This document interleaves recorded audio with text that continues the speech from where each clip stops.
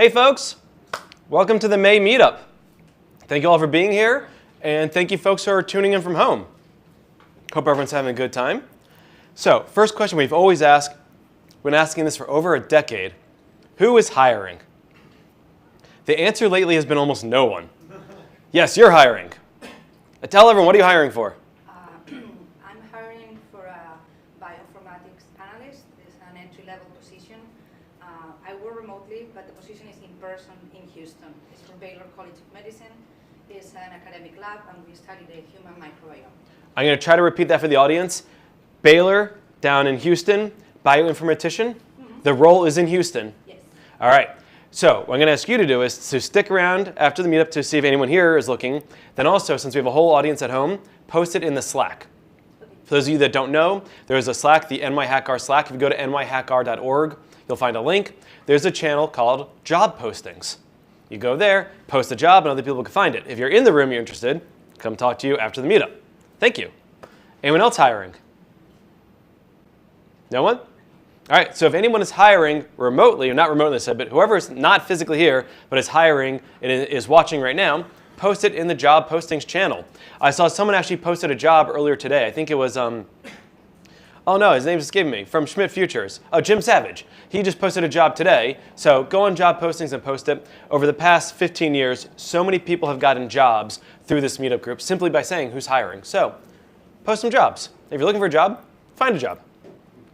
Cool. So that's the first thing. That's the jobs.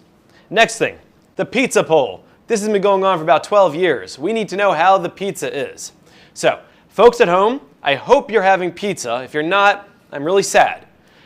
Folks who are at home, let us know what you're eating, either in the chat right here on YouTube, or go to the Slack monthly meetup chats. People in the room, pull out your phones. See, a bunch of you already know the trick here. Go to bit.ly/pizzapoll and vote on the pizza. Today it is from Joe and Pat's. Originally from Staten Island, though the location we got from today is on 1st Avenue. They do not deliver across the ferry. So everyone, let us know how it is. And again, folks at home, let us know where you are eating from. If you have a good beverage, you have good food, tell us. We will announce the June meetup in about a week or two.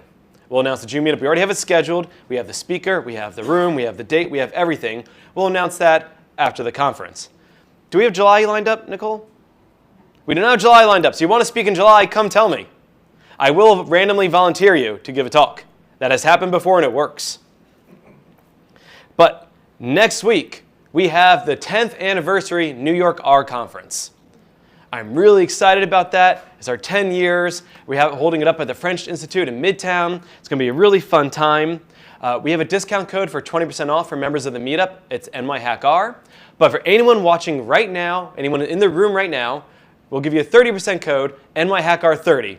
Anyone who signs up for it, anyone in this room, because it's really meant for people from this group, go use nyhackr30 to go get that code, to go get that 30% discount to come to the conference. The conference is next Thursday and Friday. It's a week away. The workshops are on Wednesday. There's still time to sign up for workshops. Max Kuhn is teaching, David Robinson, Malcolm Barrett. Oh my God, I'm forgetting his name. Malcolm Barrett's teaching. Lucy D'Agostino McGowan. Sorry, Lucy, if I forgot the last name. She's teaching. It's going to be a really, really fun time. And then the conference itself is Thursday and Friday. So it's only a week away. There's our party next week. It's going to be a lot of fun. A lot of you come. I've seen you come before. Some of you have spoken before. It's a really good time. So anyone at home, you could use that code too. Anyone here can use the code. I look forward to seeing everybody. Oh, and after the talk, before the Q&A, after the talk, we're going to give away 2 tickets. One to someone tuning in virtually, one to someone who's in here in person. We'll give away tickets to go to the conference. All right, speaking of questions, if you're in the room, you'll be able to ask questions directly to our speaker. If you're not in the room, I realize that's not possible, so I will be going through both the YouTube chat and the nyhackr Slack, and I will collate any questions and ask the question for you at the end of the talk. So if you want to ask a question, again, YouTube chat, or in the nyhackr Slack, there's a channel called Monthly Meetup Chat. Post your questions in there. Those of you in the room, of course, just raise your hand, but also those of you in the room, we are going to go to the bar afterwards. We're going to decide on the bar later, because I think we did Half Pint last time. Maybe we'll try somewhere else. We'll ask the locals where we should go. George, you, where we're going to go. We'll announce it at the end. We'll all lead over there. Again, if you don't drink alcohol, you can still come. Have a soda, have a water, have a snack. We just want to hang out and have a nice chat after the talk. It's always a fun part of the meetup. So, just so everyone remembers, We'll announce June after next week. Next week is the R conference. If you have a job, posted in the job postings channel. If you want to ask questions, you're not in the room, ask it in the monthly Meetup chat. If you're in the room, come to the bar afterwards. If you're not in the room, do whatever you want afterwards. So I think I nailed all the salient points. And with that, I will announce our speaker, this is his third time speaking, which makes him one of the more prolific speakers. We need to make sure we get him to be a member of the 5 Timers Club. We'll get you up there eventually. July is still open, right? July's still open. We'll get you a robe once you hit 5. That's what you get. You get a robe. And he's also the author of what I'm going to say is a fantastic book. I've learned a lot from it. Data Science at the Command Line. Now in its 2nd edition. I learned more about Bash from that book than I did any other source. Not just data in the command line, but Bash in general. So, everyone, please welcome Jeroen. Thank you. Wow. All right, so that made me blush. Thank you very much, Jared, for the introduction. And of course, Jared is saying all this because he knows that book, well, to a large part exists because of Jared. So this is indeed the 3rd time that I'm speaking here. The first time was about 11 years ago, and well, I needed to come up with a topic, and I thought like, hey, I work with all these command line tools in my day-to-day job. Why don't I talk about that? And then I decided, hey, let's 2 birds, 1 stone, write a blog post about it, and that got the ball rolling, and that is what is known as Data Science at the Command Line. 1st edition came out a long time ago, 2nd edition somewhat more recently. So a few more words about myself. I mean, there are a lot of different ways to summarize a person, a lot of different angles to look at somebody's life. For the purposes of this talk, I wanted to highlight these 3 books. So my background is in machine learning, specifically anomaly detection. This is my PhD dissertation. I am still counting that as a book. It was 5 years of blood, sweat, and tears. However, that didn't stop me from continuing to write data science at the command line, right? And now I'm, again, I'll never learn, writing another book. Python Polars, the definitive guide. And this week I just got in the cover. We're having links right here.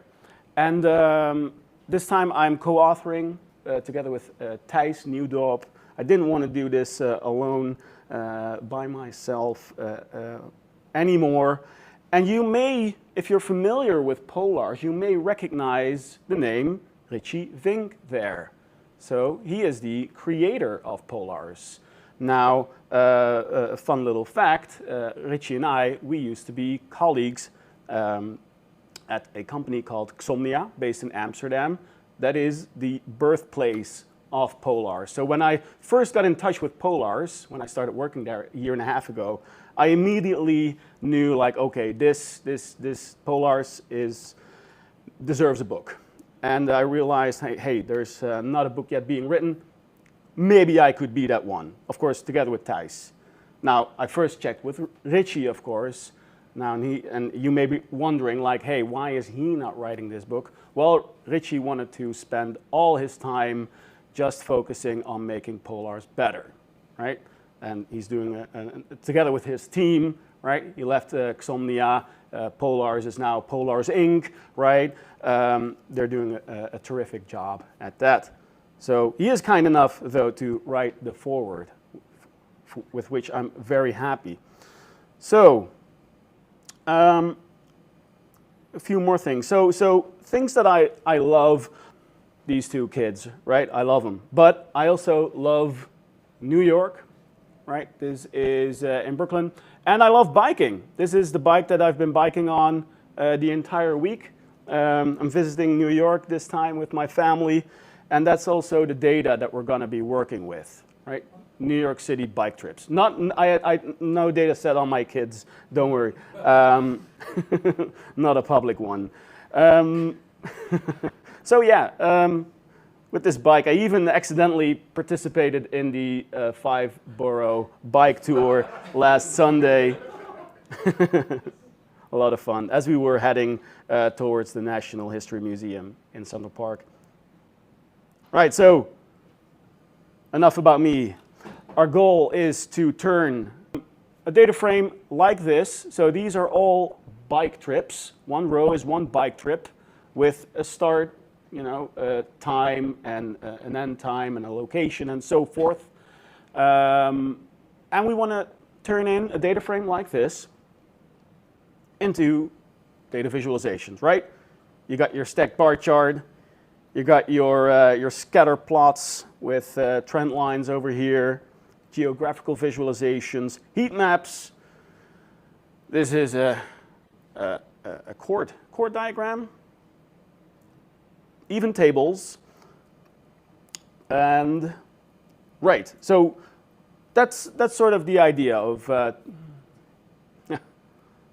right. That's the idea, and that this is only the tip of the iceberg when it comes to what the data visualization landscape in Python has to offer. This is an outdated diagram created by Jake van der Plas. And as soon as he has sent me the source, I'll update it a little bit. But I'm guessing there are also some R users with us here today. Now, of course, you have ggplot2. You have nothing to complain about. You don't have this issue. But do we actually have Pythonistas, Python users? Okay, 1, 2, 3, 4, 5. Any more? All right. All right. So, right. Time for some notebooks, right? I have prepared a couple of notebooks, and I'm gonna walk you through, some code. And you might be wondering, and I wanted to mention this earlier when I was talking about Richie Fink, like, hey, who am I? Who am I to write this book about polars? Who am I to give here this data visualization talk? And well, the point is, I'm just someone who's enthusiastic about this, right? I saw a LinkedIn post the other day from a fellow O'Reilly author, and he was reminiscing about his book and how it came to be, and then he concluded with, hey, if you're an expert, then you can write a book too. And I didn't fully agree with that, because if there's one thing I've learned, and I learned that, with every book, I keep learning it again, is that once you start writing, you realize you know absolutely nothing. And that's probably best, right? There's this thing called the curse of knowledge, or the expert's curse, right? Where if you know so much about a topic, you would probably have a hard time explaining it, let alone writing about it. There are exceptions, of course. Yeah, so I'm just one step ahead of you, and what I want to do now is share my journey so far with you. This is all work in progress. If you have any questions, please ask them right away. I do enjoy those, and I try to answer them as best as I can. Hey, so I didn't see too many hands regarding Python users, and so by deduction, I can imagine that there aren't too many people here who use polars. Is that right? Are there any polars users here? Shaky hands, somewhat. Yeah, same here. I'm learning. As in, I don't consider myself an expert in polars either. I keep learning about this fantastic package. And every now and then I bump into a bug, and I do my best to, either circumvent it or contribute to the source if I can and if I have the time. But so I think it's a good idea to actually first have a look, a very brief look at what polars is, what it looks like, because yeah, you'll be seeing a lot of code here today. And the code, of course, isn't isn't what matters most, but since you are going to be looking at it, it's probably nice to at least have some familiarity with it, right? So I want to introduce you to a very powerful concept within polars. Those are expressions. And what I'm going to do is I'm going to show you some. This is showing, right? Yeah, this is updating. Show you some examples here of where polars expressions come into play. So I have here this this data frame, yeah, a very small data frame, only 10 rows, 5 columns of different fruit. Did you know that avocado was a fruit? Yeah, of course you did. I didn't know that, but I double-checked it, and it is indeed a large berry type, so it seems. So I had to double-check because I generated this data set using ChatGPT, which was a perfect task for something like this. But of course, I fact-checked everything here. Don't worry. Hey, so a very small data frame just to demonstrate the usual things that you would do when you're doing data analysis. Hey. You get the avocado from Mexico because it says South America. Sorry. Okay, I'll change that. I'll change that. It's the book isn't out yet. These are still. Question about your code. If you scroll up, Right. how come all the columns are pl.col except for the last one is round? Do you not need pl.col? Oh, that is a wonderful question, Jared. I'm grateful that we rehearsed that one. Yeah, so what we're doing right here is, given our data frame called fruit, we're selecting a couple of columns. Now, using the select method. The select method accepts expressions, but it also accepts just strings. Now, if you pass in a string, it's just the column as is. Right? If you wrap it in PL, right, that is how we imported polars, pl.col, which stands for column, you turn that name into an expression, which represents the column. But since it's now an object, right, an expression, you can do things to it. Right? So you can rename it, or you can do some arithmetic to it. And that is not possible when you are literally selecting the column by its name. Yeah. So personally, I always tend to just use pl.col. I don't know. It's a habit because there's always this chance that you will want to do some transformation to it as you are selecting it. Right. So pl.col also accepts. That's the second example right there. Accepts regular expressions, right? And on the third or fourth line, can I turn line numbers on here?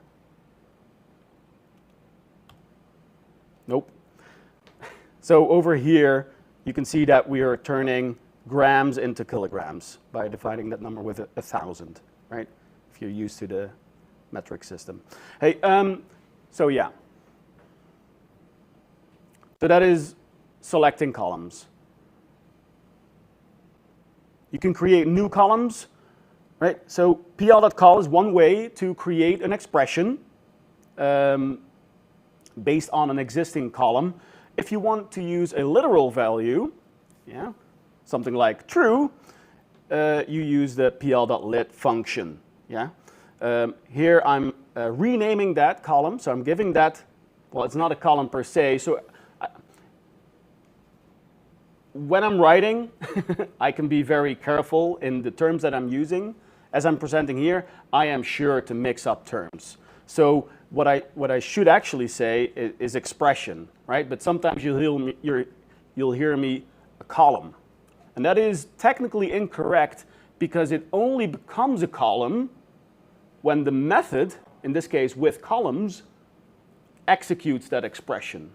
Yeah, the expression itself doesn't do anything. It's only a recipe to construct a series. Yeah, and a series is, conceptually speaking, a column.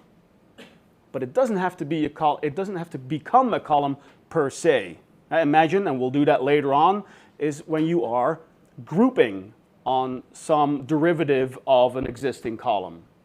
Yeah, so that derivative, maybe you're first doing some transformation, the derivative doesn't become, okay, maybe we'll get to that later. Otherwise, I'm mixing up too many things.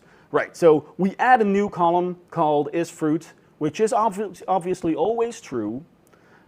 And then, well, we create a new column isBerry, which is simply based on whether the name contains the string berry.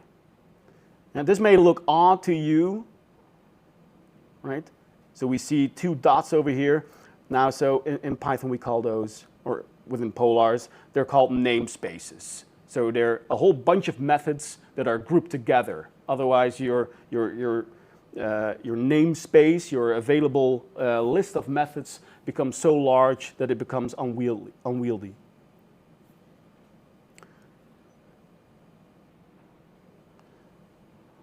Filtering rows.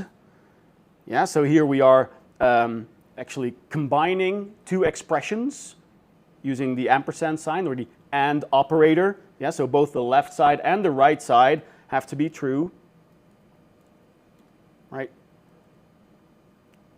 And I guess you're kind of familiar, of course, with all these ideas of filtering and creating new columns. I just want you to get a little bit familiar with the syntax of Polars, which is, in my opinion, one of its key selling points.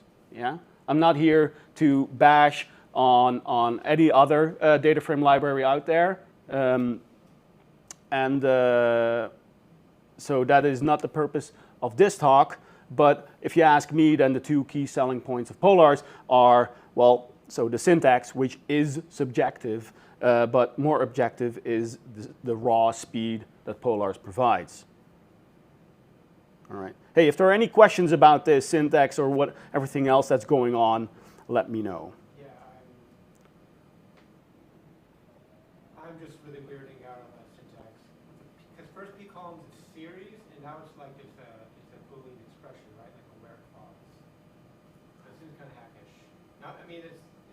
So you're talking about this yeah, specifically? It's like kind of yeah. Yeah.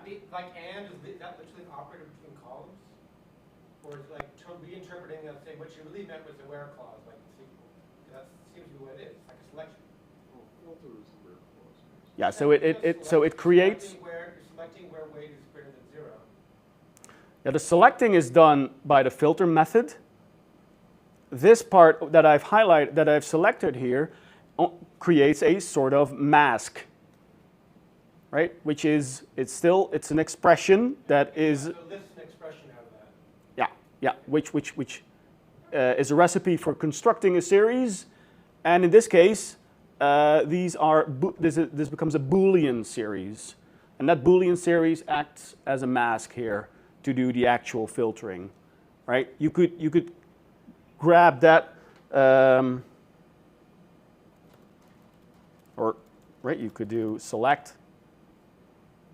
same expression, but executed by a different method.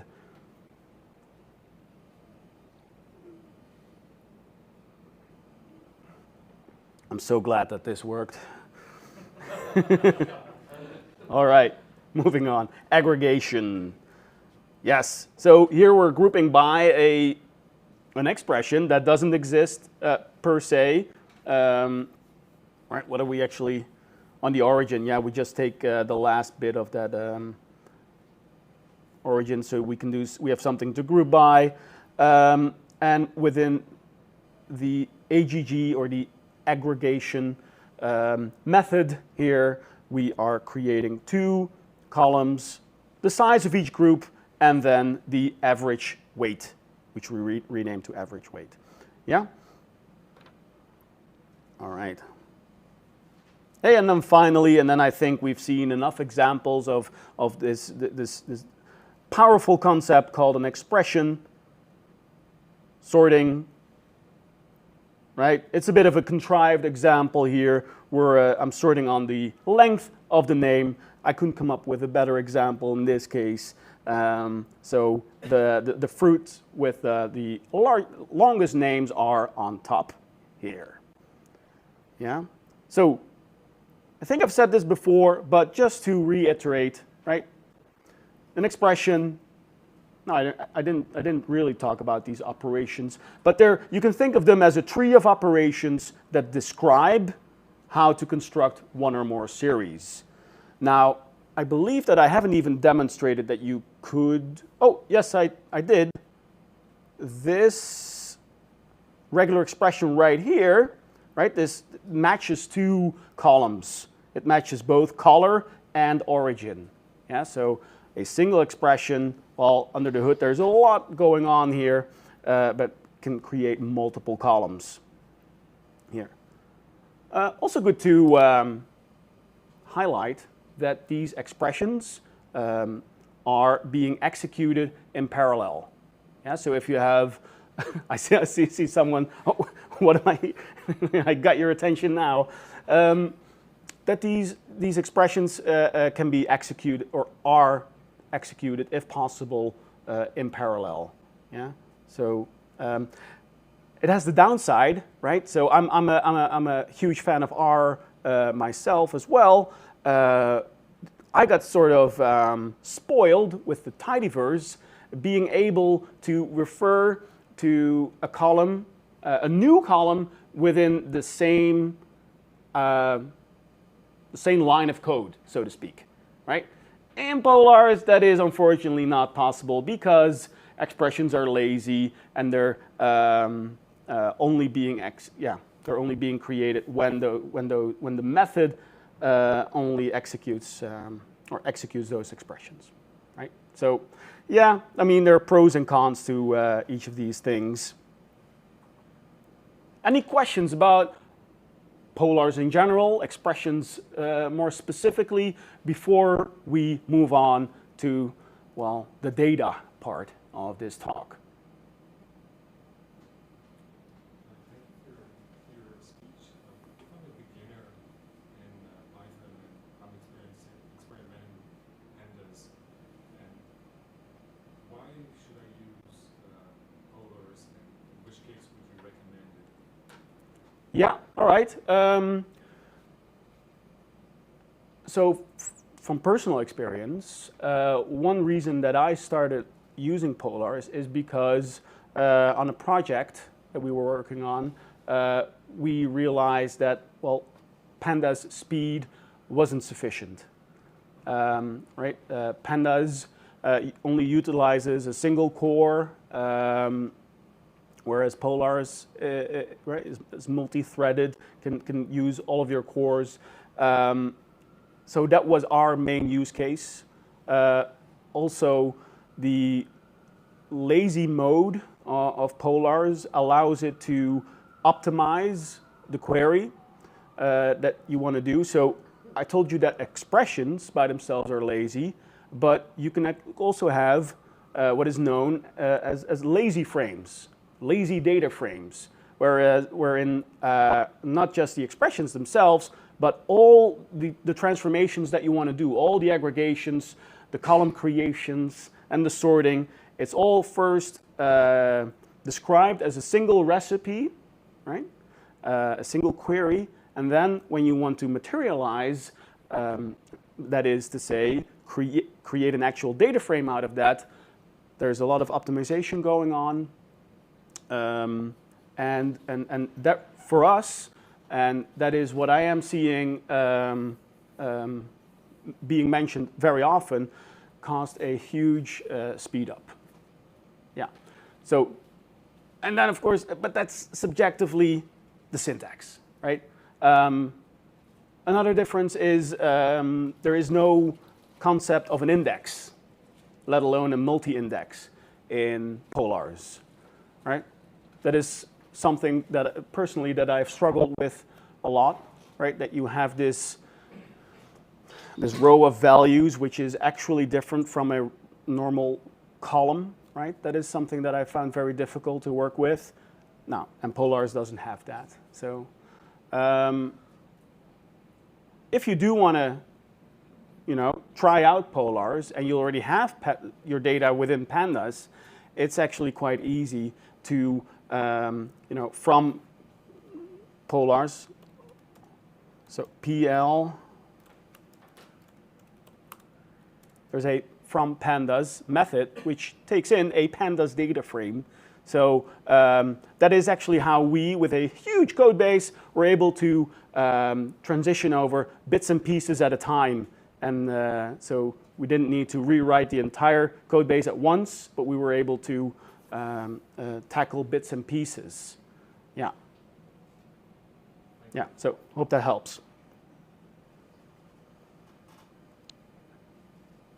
Cool. All right. Hey, some data. I think, how are we doing on time, Jared? Yeah, another 30 minutes. Another 30 minutes? Okay. Then I'll go over this, relatively quick. If there are any questions, please, again, just interrupt at any time. So I got this. Yeah, of course. Taking you up, man. So what if there's one more file that matches the splat? The splat CSV, star CSV. Oh, the globbing there, right there. So one more file, because, What if there's more than one file matching that? Oh. well, there is more than one file. Okay. Yeah, yeah. Yeah. So, well, it's not exactly big data. Okay. Sorry, what? Okay, got it. Cool. Thanks. Yeah, so we have, I've downloaded 3 CSV files. There, You said it runs in parallel, like multi-threaded. yeah. What happens if you're calling it inside a loop or even inside another parallel loop? Is there a race condition, or does it smartly drop the over it? I haven't got to that chapter yet. Like I said, just one step ahead of you. But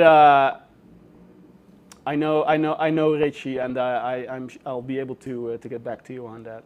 Yeah. Yeah. Of course, I'm very curious now about your use case, but we'll talk afterwards. Yeah. Cool.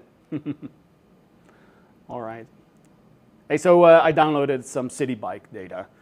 These are all the bike trips in March of this year. 3 CSV files. It's not exactly big data that we're talking here, but we have close to 2.7 million trips happening in that month. So that's more than sufficient to turn this into some pretty pictures and tables. So, well, this is what one CSV file looks like. All right, looks good, looks good. I'm confident enough to turn this into a data frame. I did, however, had to increase this number here. I mean, anyone who has worked with CSV may know that it can be a little bit of a pain, right? So because the CSV doesn't have any schema embedded, so it has to do some inference.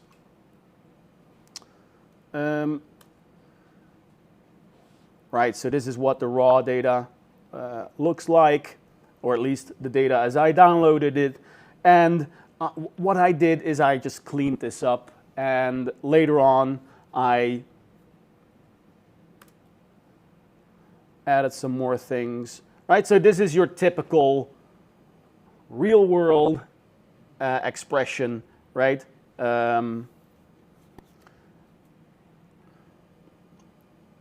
So if there's something that looks like a date time, it gets interpreted as such, so that we can work with that.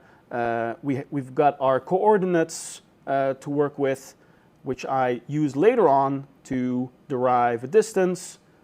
There's a duration.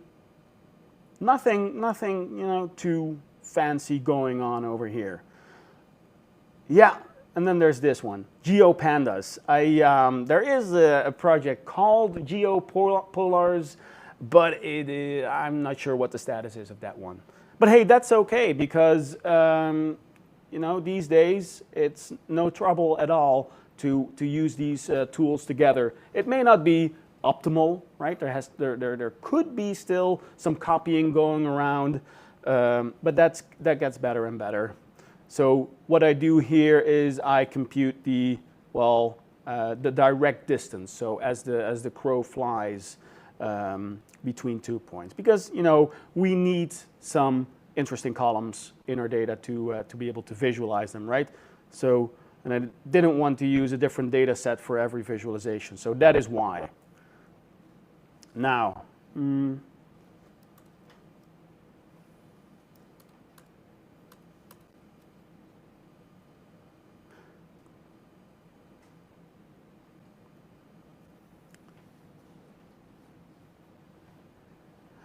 so I did find some GeoJSON data that had all the neighborhoods.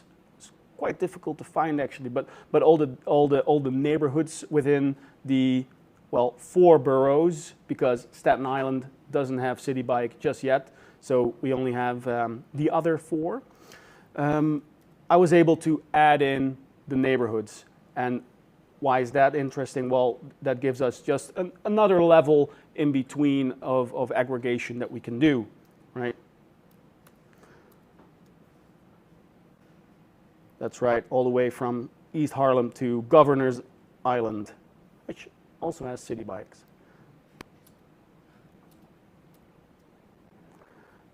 Yeah, and then finally, I'm writing this data to multiple Parquet files, 1 per day, because this data I want to put on GitHub so that the readers will be able to reproduce what is going on over here.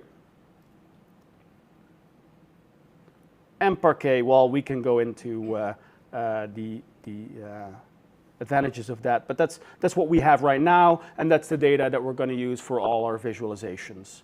Yeah. Any questions? Any questions? Right. So nothing too fancy. Bike trips. Shane. It's a really brief summary of what a Parquet file is. It's a columnar data format. Compressed, and it has the schema, right? So the columns and their types embedded within. And in practice, it's just really, really fast. Yeah, yeah.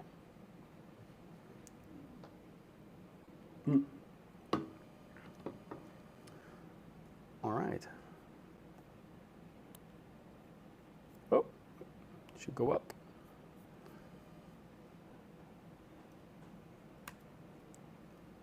All right, importing polars as PL, of course, and reading in our data.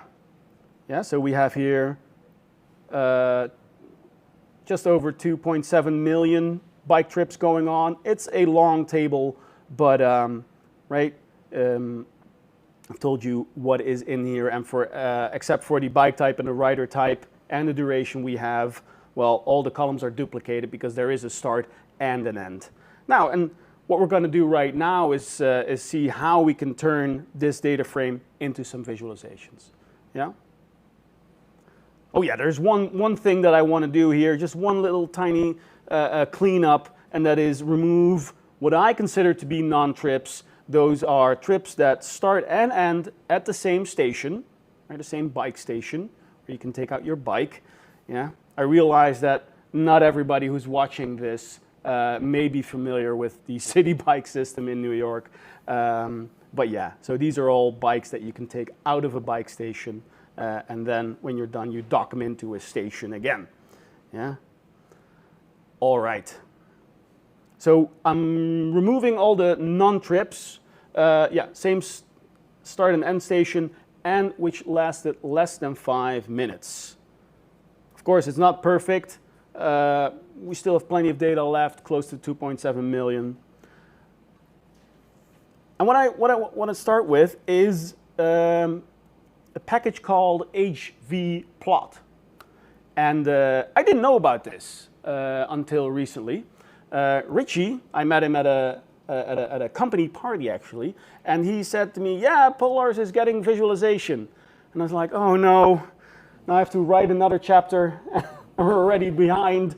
But now I'm actually happy because the book could use some pretty pictures. And so I was really worried, like, okay, another plotting package. Python, surely Python has more than enough packages. But what they're actually doing under the hood is all the plot methods get dispatched, get forwarded to this other package, hvPlot. So the Polars team doesn't have to worry, well, theoretically, about the plotting itself. This is taken care of by hvPlot. And when I say taken care of, I should explain it a bit more because of, you already see it, this diagram right here. Because what is hvPlot? Well, the HV comes from HoloViews, yeah, or actually maybe HoloViz. It's a bit of a complicated structure, but there is this package called HoloViews, which is created by an organization called HoloViz, and now they have something called hvPlot, which is sort of a high-level interface to this. And what they aim for is rather ambitious.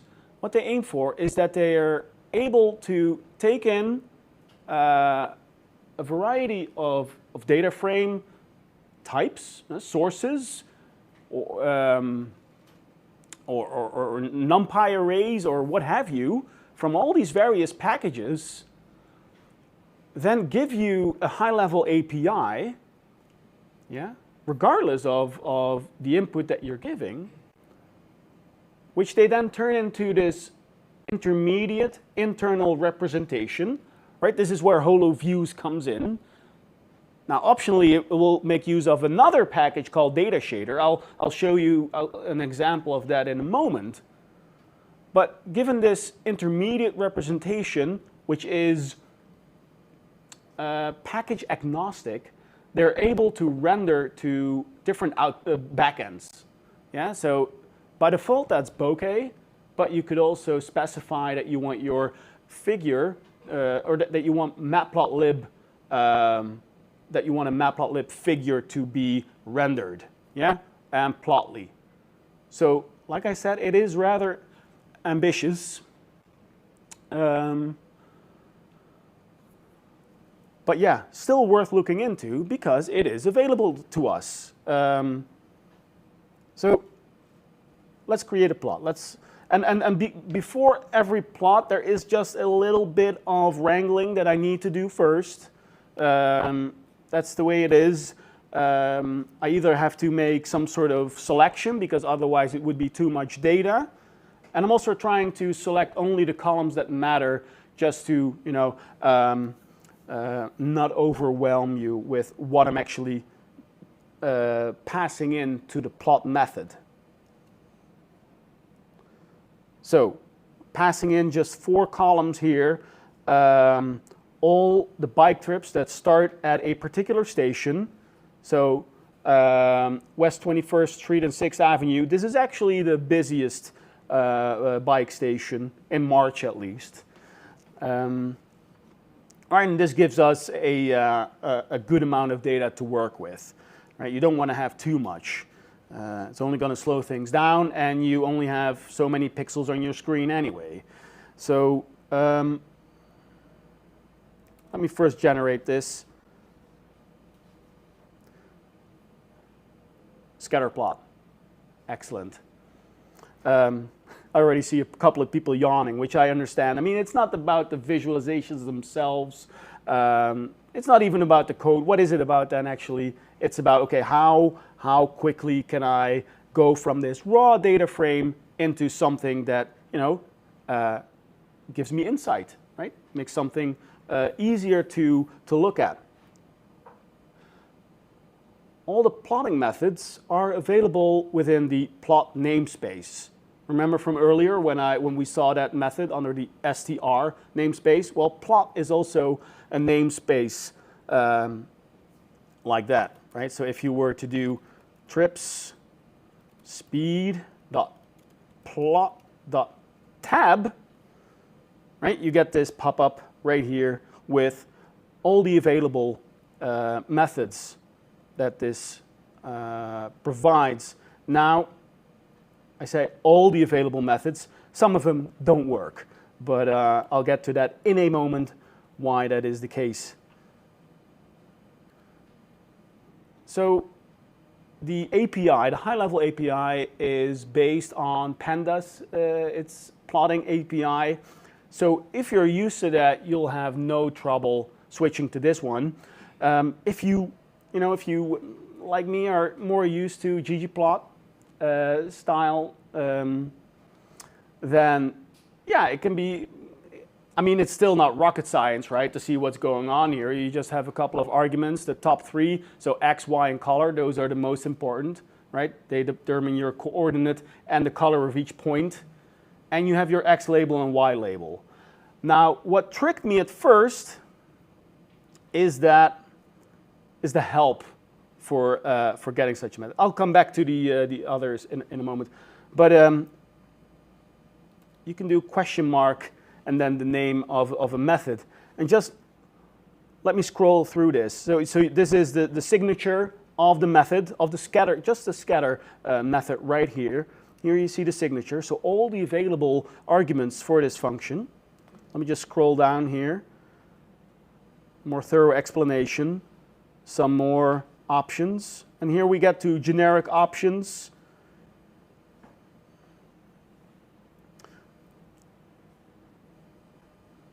Some styling if you want to do that as well. So that was a lot. And this really got to me at first. So luckily, if you want to get help within hvPlot, there is a help function within the hvPlot package, right? And you can specify, okay, I'm not interested in all the styling and all the generic stuff. Just give me the options that this particular method, this particular plot offers. Right? And then you immediately get to the good stuff, X, Y, and your marker and your color and whatnot. Yeah? So it is tricky at first. And what also got to me, what I still find a little bit difficult is that, everything that you want to do to this visualization is yet another argument within the same method. Yeah? So it is not as if you are composing your visualization in an iterative way. I mean, still you can do this iteratively, but it's all within the same method. And this is just a different way of creating a data visualization compared to ggplot. Right? But for example, in ggplot, sometimes I want to use more than one data frame, and I can do that. How do you do that in here? Because you have your data frame at the beginning. Yeah. So depends on the data, right? If they're exactly the same, you could decide to concatenate those data frames first. I'm assuming that they are not the same. For example, right now I'm working in a plot, and I have my real data that I'm plotting as just geom, like dots. Yeah, geom point, right? And then, yeah. And then I'm plotting error bars that are coming from a statistical model that I have in a different data frame that has different structure. Exactly. So you would add another geom, which creates another layer. Yes. But when you specify the data argument there, you can pass in another data frame. Yes. Right, and that's why it's the layered grammar of graphics. I love it. Don't get me started, I'm a big fan. No, but hvPlot does offer the ability to compose multiple visualizations at once. Let me see if I can come up with something like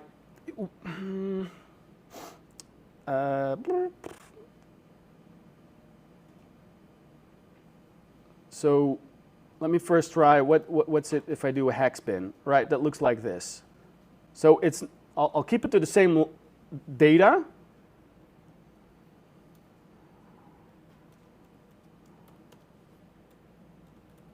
Right? It looks awful. Let me put a backslash right here so I can, oh, not shift there. Right, so using the multiplication operator, which has obviously been overloaded, you can stack multiple data visualizations on top of each other. And it looks kind of weird, but you can think of them as different layers. And they could have a different data frame if the X and Y, like the aesthetics. I'm thinking in hvPlot they need to have the same aesthetics to be able to plot them as layers. Oh, how about this? How about this? Bear with me. Boom. It doesn't make any sense, but just to demonstrate whether this actually works. What if you have like another data frame that's summarized has 10 rows? Can you plot that other different data frame in that second plot? You probably could just instead of trip speed, you do trip summarized. Yeah, I see that. So then it's the multiplication thing instead of the plus. Yeah, if you use the plus. I'm thinking in hvPlot you would use In hvPlot, you would add all of them together with plus signs, of course. Okay, no, I'll get to the plus sign, but sorry, Jarrett. I think I answered that question, but let's say in the second one, instead of trips underscore speed, let's say you had another data frame that's trips underscore summarized, and it only had like 5 rows. That theoretically would superimpose over as long as the scales made sense. Okay, you're making me do this. Now I wish I had, now let me see, group by, burrow, start, aggregate, pl.call,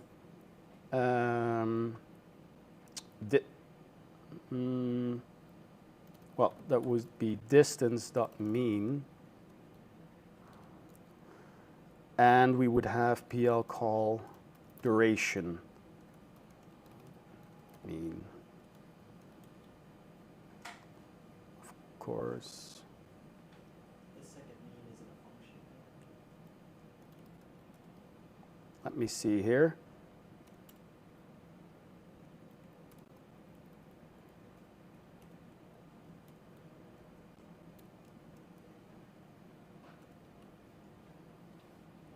Right, duration. Now what is duration in here? Oh, I use this for duration, right?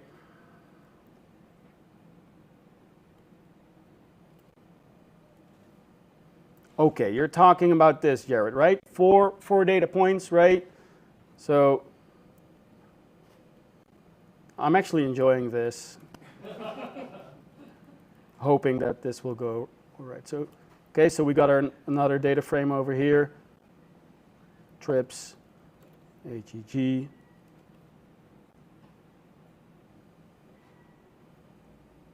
Is it showing up? That's, thanks. And then I should perhaps increase this.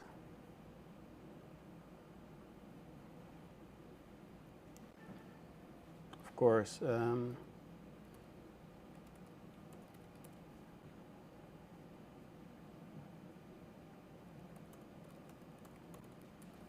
Right, distance, duration.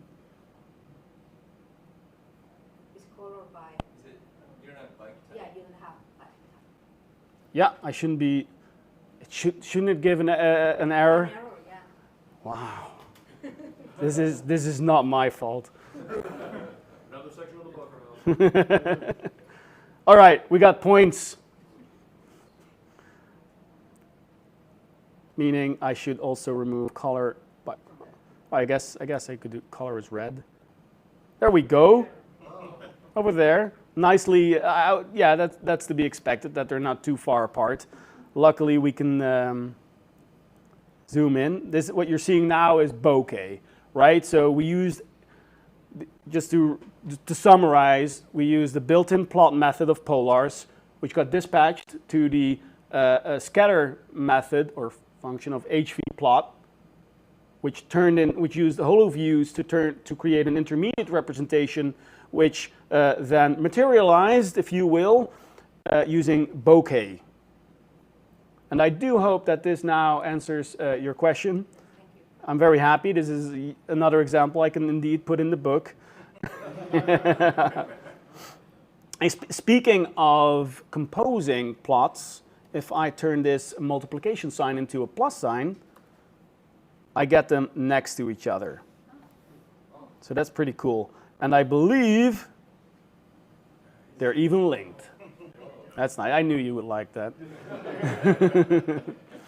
All right. Cool.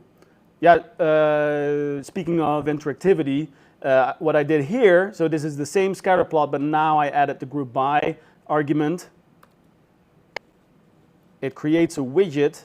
It's a bit off here, but it creates a widget that allows you to select the data.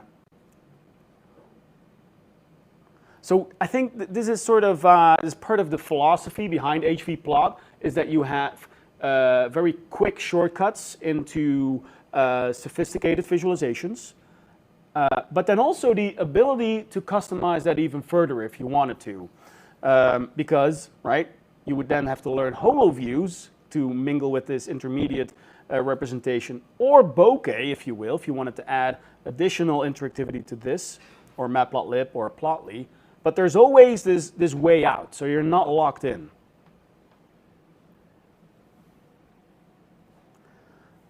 Okay. And so this works, polars and hvPlot, nice, but it's not perfect, right? There's some functionality there that works for pandas, but not with polars, right? Let me give you an example here where I'm trying to create a heat map. This was copy-pasted from their documentation. I thought like, hey, this is nice. What I'm doing right here is I want to create a heat map, and you have already seen it in the presentation, but using this notation right here with .hour and .day, you can actually extract the hour and the day respectively without having to do that yourself. I thought there was a question. I think it errored. And that's indeed the point. Yeah, thank you, thank you. No, but I should have pointed that out even clearer. No, this is an error, right? I'm trying to do something that's in the documentation, create a heat map, but then a polars data frame. And what does it say? It says daytime start.hour is not in list. So what is happening under the hood, right? And it is not me trying to be negative about hvPlot or anything else, just pointing it out. What is being done is that the polars data frame is being converted into a pandas data frame, but only the columns that are needed. So it tries to find this column daytime start.hour literally, but it doesn't exist. Okay, so that's fixable, right? Not in time for us, right? But what we can always do is turn back to pandas, right? It's okay. I mean, if you're visualizing, you don't have a huge data frame anyway, so in terms of efficiency, this is totally fine. Right, so we would use the toPandas method on our polars data frame. So now we're dealing with a pandas data frame. And then, okay, one more difference. The plotting methods are not within the plot namespace. They're within the hvPlot namespace. And that is, well, that's just the way it is, right? So hvPlot, what it actually does, it monkey patches pandas data frames, and it chose hvPlot, the hvPlot namespace, because the plotting namespace already exists for pandas, right? And that is something that you have to, if you want to try this out, be mindful of as you're reading the documentation. In a lot of places, the documentation assumes that you're working with a pandas data frame. So it will refer to things like the index. Yeah? And for some visualizations, it will even use the index. But as we know, a polars data frame doesn't have an index. So sometimes you'll run into these edge cases. Just keep in mind that you can always fall back to pandas. All right, finally, when it comes to hvPlot, you can change. All right, all right. So by default, Bokeh is the plotting backend. You can set it to matplotlib. So, okay, the resolution is not great in this particular example. You can of course increase that, but this is the same stacked bar chart as before, but now it's a matplotlib figure. Okay. Okay. Jared, how are we doing on time? Aim to the point where you want to Start wrapping up? Yeah. All right. I can do that. Hey, so, but that does mean I unfortunately have to skip over my favorite plotting package, which is Plotnine, right? Everybody here familiar with Plotnine? Right. Oh, okay, we've got one. So I totally understand. Plotnine isn't well known yet. So Plotnine is a port of ggplot2 in Python, right? So if you're an R user, right, and you're used to using ggplot2, and you ever need to, for some reason, use Python, then I can recommend that you check out Plotnine to create your data visualizations.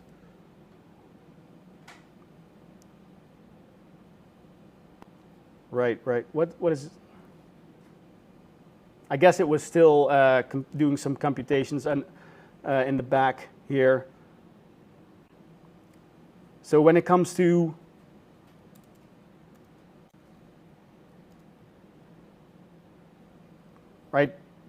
this right here, you may recognize as a ggplot2 image, while in fact it has been generated by Plotnine. The syntax is very similar as possible, given the differences of the two languages, of course. Hey, and then to wrap things up, I want to discuss a package that is not technically a data visualization package per se, but a package to create tables. And you know what? I have this entire warm-up, but you know what? I'm just going to immediately skip to the end. Right? Life is short. So this is the Great Tables package. And it is, as the name suggests, a wonderful package for creating great-looking tables. What we have right here, these are the busiest bike stations, right? City bike stations in New York. For each borough, 3 stations, right? You can see here in this table that they're nicely grouped together by borough. You can also see that we have nice rules or lines. Our numbers are formatted. We have a column that is colored. Numbers are correctly formatted, right? If you just compare this to how a data frame by itself looks like this, right? This is just so much nicer. And there is a lot of code that you're seeing right now, but that's because I've been in this notebook. I'm adding it step by step. But this here is the all the code that you need to produce this this table right here. And what I particularly like, are these little plots over here called nano plots, where you can actually see the number of bike rides for each day in March. So if you have any questions about Great Tables, don't ask me, ask Michael here in the room, because he is one of the authors of the Great Tables package. So, and you know what? Let me go back.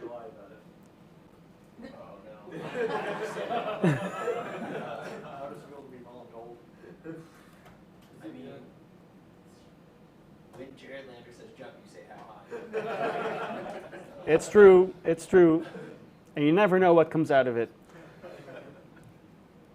Hey, so those were the 3 notebooks that I wanted to share with you, right? My journey with Polar's DataFrames and visualization so far.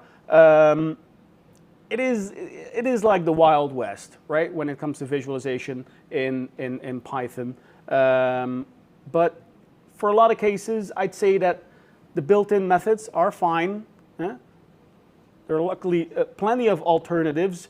Keep in mind that Polar's is not always fully supported, right? I was talking a lot about hvPlot, but with every package there is something going on.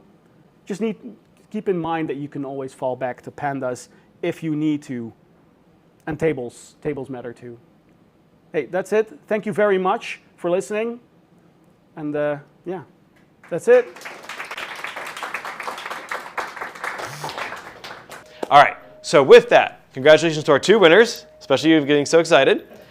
We're going to do it at 7 o'clock, and now before we go to White Oak, questions from the audience, and I will intersperse virtual questions. So I'll give an audience question first. Why don't you come back here? All right. Oh yeah, that ringing is... Right? That's really serious. Someone's trying to get in the building. Oh, and please repeat the question for the audience members at home. Yeah. You had mentioned that a lot of it was based off the pandas to polars conversion. Is there any conversion from PySpark to polars?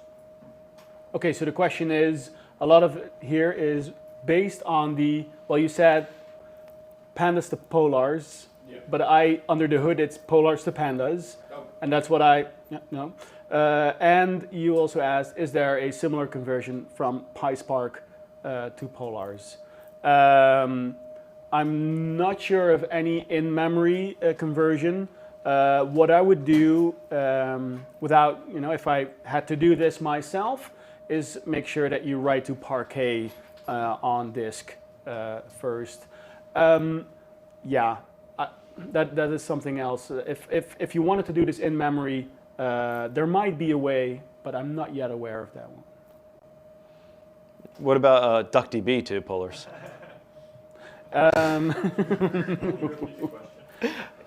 Well, I'm mic'd, so people would have heard it. But if you didn't hear it, what about going DuckDB to polars? Because that uses Arrow as a backend too. Yeah. I think when it comes to DuckDB to polars, because it uses Arrow, you should be able to just register this. I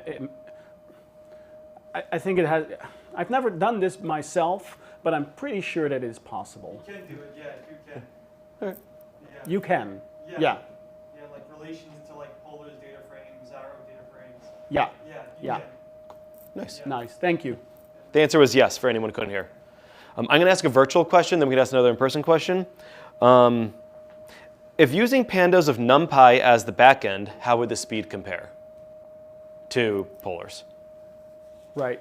So So you have a mic, so I don't need to repeat. yeah, I have the mic. Yeah. So the speed comparison from polars to pandas with NumPy, that is the biggest difference. Oh.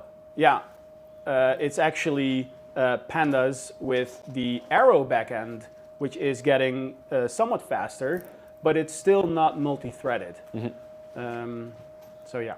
All right. Yeah. But when it comes to data visualization, of course, that is little. You can forget about that. Doesn't really matter that much. Okay. So a question here. What is polars actually threading? What is polars actually threading? Yeah, is it actually threading the reads, or is it, Also, yeah. parallelizing the actual computation? Yeah, both. Yeah, so both the reads and the computation. Yeah. Yeah. It uses, it's able to leverage SIMD, vectorized computations as well. Okay. Can you do polars on GPU memory like Rapids and CUDF? That's what I was asking. That's what you were asking. I think that is actually something that they're working on. I'm not sure if I should even say this, but they're partnering with a GPU vendor. I wonder which one. Yeah, I wonder. So that's what I've been hearing. Okay. To actually do polars on the GPU. Yeah. That's cool. Wow, lots of computational questions about polars itself, and I just have to admit that I'm not, too familiar with that. All right, let me give you a different question from here then. Does Plotnine work on polars data frames or just pandas data frames? It works on polars data frames. The only edge case where I've run into is that categorical variables in polars don't yet have an order to them. So it's very specific, but that is something that I've run into. It's not a big issue, but That's about it. So generally speaking, for 99% of your visualizations, you can just drop in a Polar's data frame to Plotnine. Okay. Yeah. Anyone else in the room before I go virtual again? Anyone here? Yep. Can you pass like a Polar's data frame to like scikit-learn and do like machine learning, or is it just kind of the like finance folks or the like speed folks that like need fast like data frames, if that makes sense? Can you pass like a Polar's data frame to like scikit-learn? So the question is, can you pass a Polar's data frame to scikit-learn? And the answer is yes. Okay. Yeah, this was recently added to scikit-learn. Okay. And you can also set it as a default output. So instead of matrices, you would use Polar's data frames?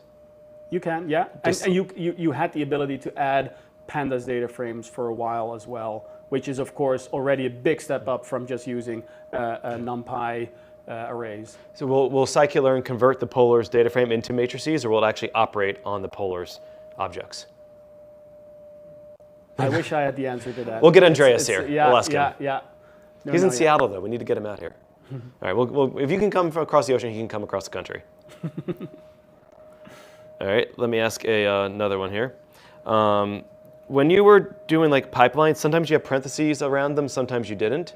What do those parentheses mean?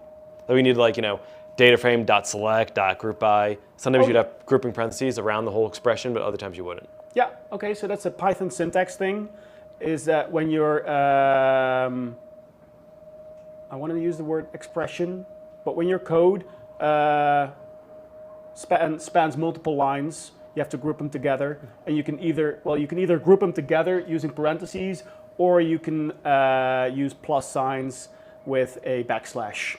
That gets kind of messy. So when you do like dot filter, dot this, dot that, each one you'd have to wrap the whole thing in parentheses. Yeah, if you have it on multiple lines, and that is something that with R you don't have to do. So I'm guessing that this question comes from an R user, but that is not a Polar specific thing, but a Python thing. Cool. Yeah. You want to grill Jeroen a little more? No, I've had enough. Right. What about the like NA like representation? Like how does Polars like identify? Because in like pandas, like that was a big thing for us about like NA like object. How does Polars like represent that? Yeah. So how does Polars represent missing values? That's right. So there are NAs and there are nulls, and that's it. And they are supported natively by Arrow, the underlying memory model that Polars is using. Yeah. So no more strange things happening when you're all of a sudden working with integers, right? So no, none of that in Polars. Do you have a question? There's a question about your dissertation. All right. Do you have techniques for finding outliers in streams of data? Streams of data? Mm-hmm. Nope. All right. Well, quickest there is what I would do if I were to given a task like this is to first check out the pyod package. I don't know much about it except for that the algorithm that I came up with is part of that package. That's why I know about it. But it has a whole bunch of outlier detection algorithms. And what I don't know is whether they are only on static data sets or also on streaming data sets. Yeah. All right. Cool. Any questions in the room? All right, then I'm going to ask a question that I know you don't have an answer to. This is from me. Can you make it so we could use non-standard evaluation like dplyr instead of having to do pl.call and pass strings? I know you didn't write this thing, but I'm making you answer the question.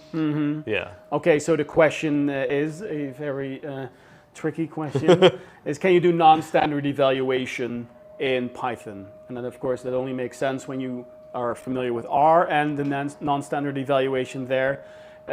In practice, what that means is that you don't have to use that many quotes in R code, and arguably that looks a lot nicer. I'm guessing no, because for example, Plotnine, right, which is a port of ggplot2, which uses non-standard evaluation, is for Python. And in Plotnine, you have to quote all your column names, right? I also want to look a little bit towards Michael, whether you have any more knowledge about this. I think you got it. Yeah. Yeah. Subi uses the underscore. Right. And Polar says like pl.call. Exactly. So there are tricks, and that is just a restriction of Python itself. Someone should invent that and add it in. Yeah, someone should. Yeah. All right, cool. Any last second? We have time for like one more question if anyone has one. If not, we will go to the bar early. Well, not early, but we'll go to the bar. And all right, so everyone, thank you very much. Thank you for this great talk. Hey, thank you. Thank you for all your questions. Wonderful having you here across the ocean. Everyone, if you are tuning in virtually, have a great evening or day or wherever you may be. I'm going to step just over here so I don't get blinded. Let's stay right here with you. I hope we're both in the frame. And everyone here in person, I hope to see you either at the bar, or if you don't want to come, see you next week at the conference, or see you next month at the next meetup, or maybe one of you are going to give a talk soon at the meetup, or anyone else in the room. We're always looking for more speakers. This is the way it happens. You just sort of come and you got to give a talk. And we got more pizza because we ran out earlier, so Nicole went and got more. So I don't know how much is left, but if there's anything left, have more pizza before we can leave. So thank you very much, everyone. See you next time. Bye.